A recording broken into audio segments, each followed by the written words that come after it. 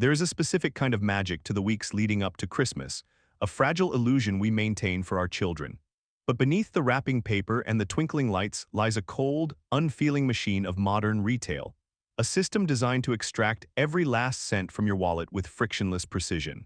Most people accept the hidden fees, the sudden surcharges, and the bureaucratic dead ends as the cost of doing business.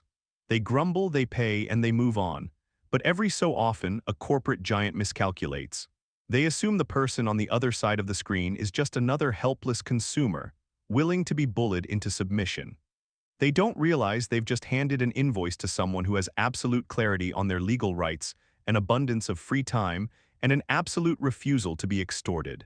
This is the story of how a multi-million euro sporting goods empire tried to shake down a family on a fixed income for 50 euros, and how I made them pay for it. The rain was hammering against the frosted glass of our living room window in Dublin, blurring the streetlights into smeared halos of orange. At the kitchen table, my wife, Orla, was hunched over the glowing screen of our aging laptop, a familiar crease of worry etched between her brows. We were navigating the treacherous waters of the December budget. Both Orla and I are on long-term disability, meaning our monthly income isn't just fixed, it's practically calcified. Every euro is allocated before it ever hits the bank account. But our 9-year-old son, Kalen, had only asked for one thing that year, a football rebounder.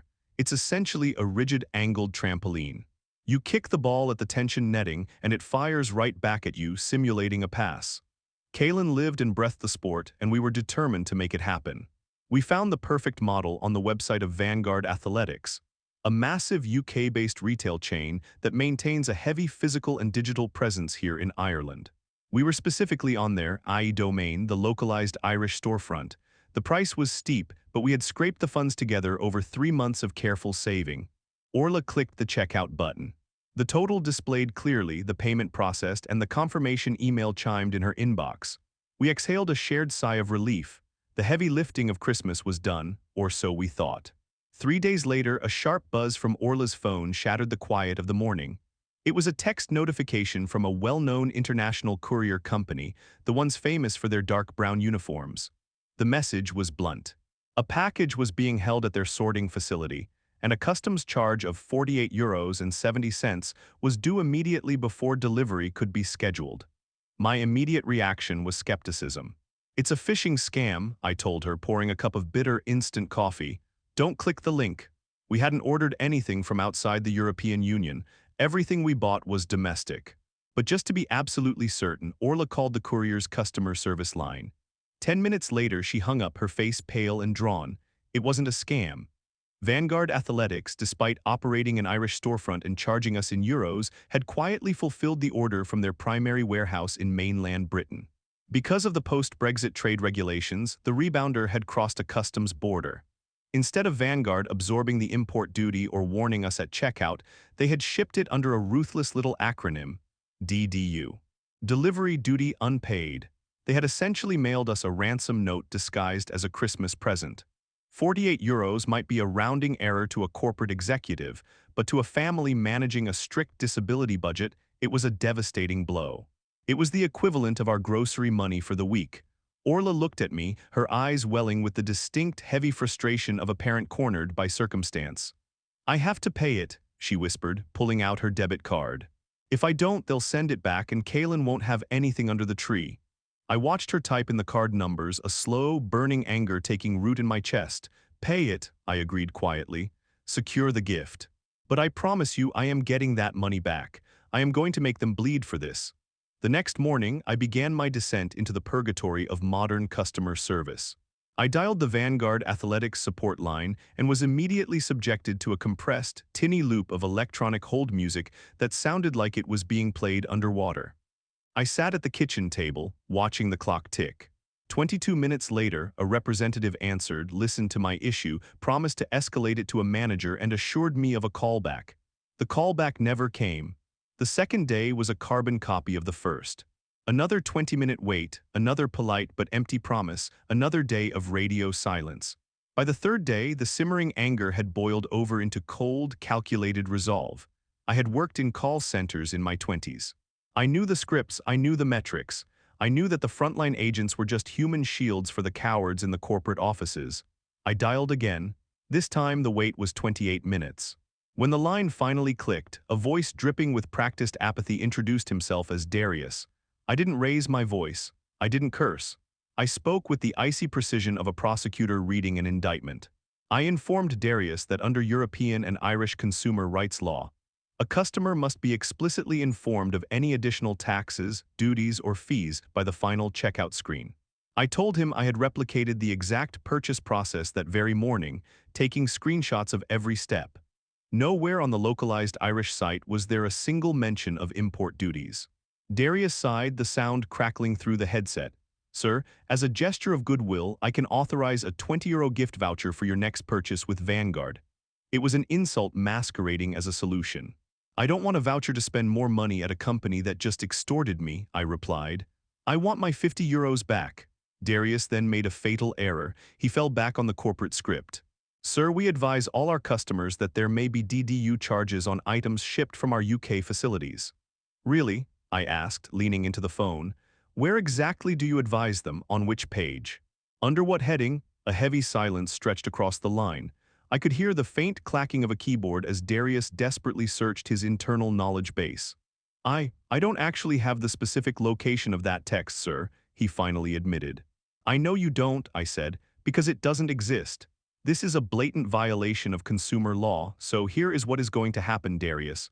You are going to pass this message to your floor manager. I am giving Vanguard Athletics exactly 60 minutes to have a senior supervisor call me back and process my refund. If my phone does not ring in 1 hour, I am going to take my screenshots, my receipts, and a very detailed account of this extortion to LinkedIn.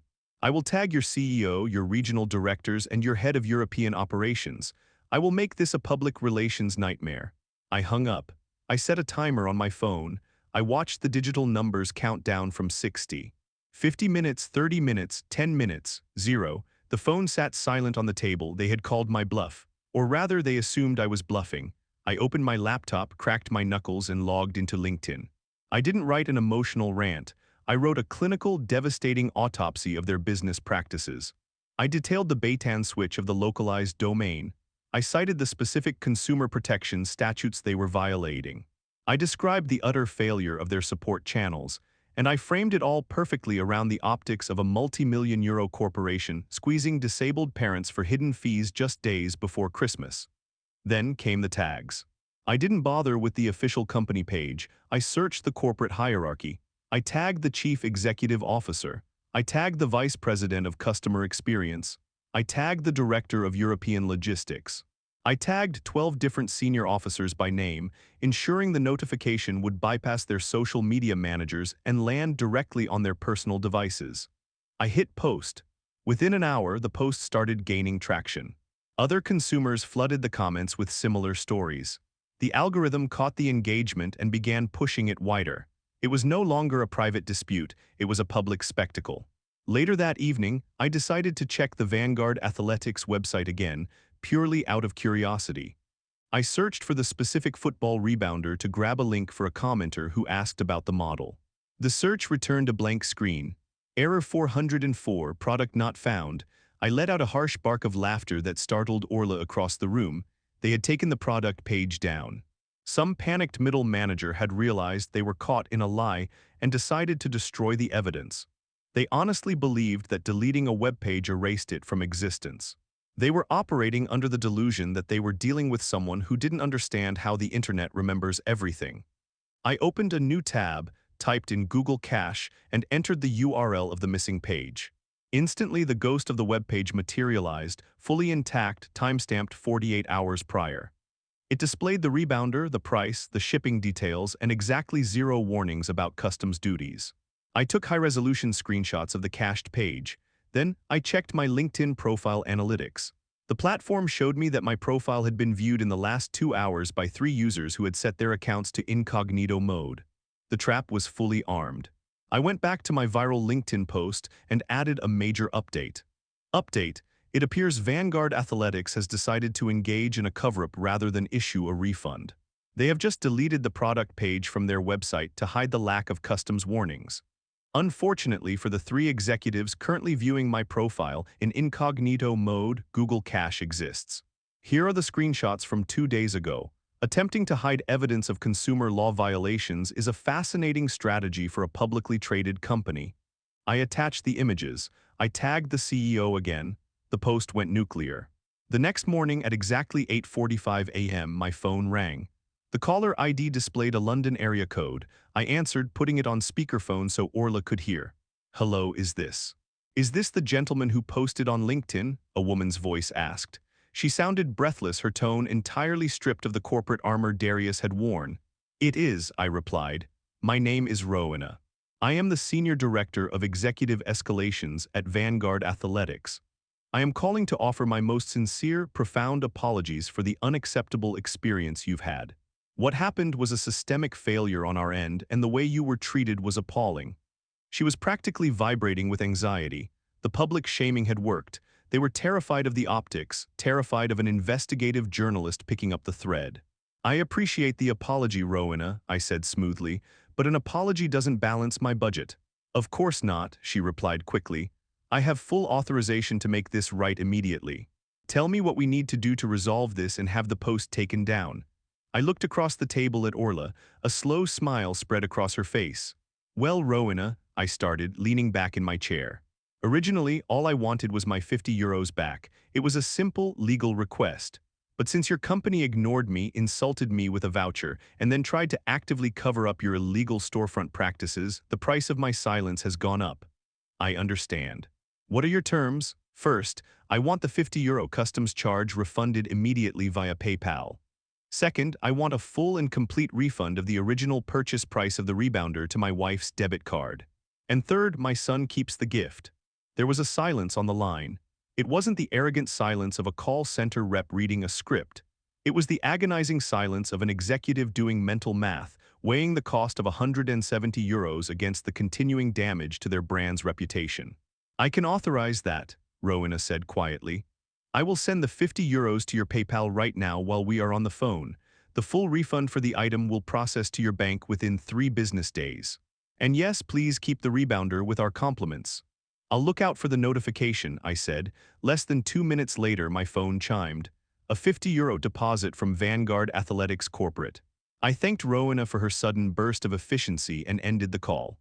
True to my word, once the full refund cleared our bank account 2 days later, I quietly archived the LinkedIn post. Kaylin woke up on Christmas morning to find the rebounder under the tree, completely unaware of the digital warfare that had been waged to secure it. We live in an era where massive corporations rely on exhaustion as a business model. They build labyrinths of automated phone menus, they hide behind fine print, and they bet heavily on the assumption that you will simply give up because fighting back is too tiring. They assume your time is worthless and their power is absolute. But the truth is, a corporation only has as much power as you surrender to it. When they cross the line, when they try to reach into your pocket through deception and arrogance, you don't have to take it lying down. You read your rights, you document everything. You find the people in charge and you drag their bad behavior out into the sunlight. Never let a faceless entity bully you or your family. If you enjoyed this story of corporate takedowns and consumer vengeance, hit that subscribe button, leave a like, and tell me in the comments below about a time you fought back against a company's hidden fees. Until next time, keep your receipts, know your rights, and never back down.